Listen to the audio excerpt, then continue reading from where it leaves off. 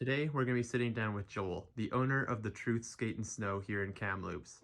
We're going to be asking him about his opinions on how snowboard shops help build a culture and how online shopping is threatening the cultures that snowboard shops have helped build over many years. So how would you say how important would you say is a sense of community within snowboarding, and how do you think a snowboard shop encourages a sense of community in a snowboarding shop?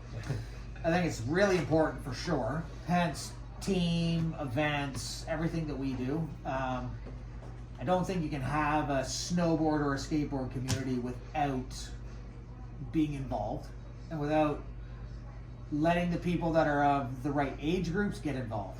And I think that doing events, which would have to do with the second part of that, like events, any sort of online contests, anything that you can do to make everybody engage within our social media world and everything at this point, I think it's extremely key.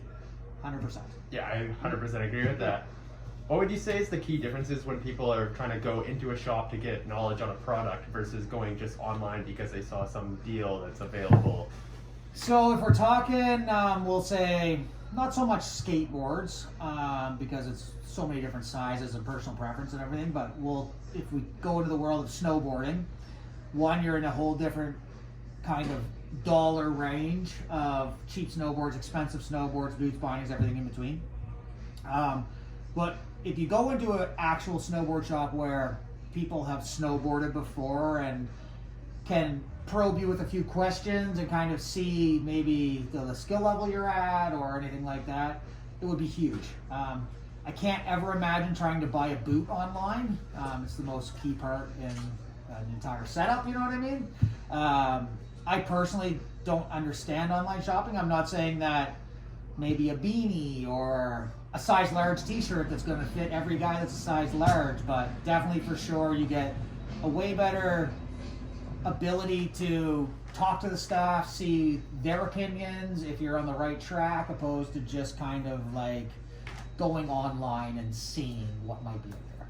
So that's what I would say is a real benefit to coming into a shop, is you could actually talk to somebody and see if what you think is right actually is right.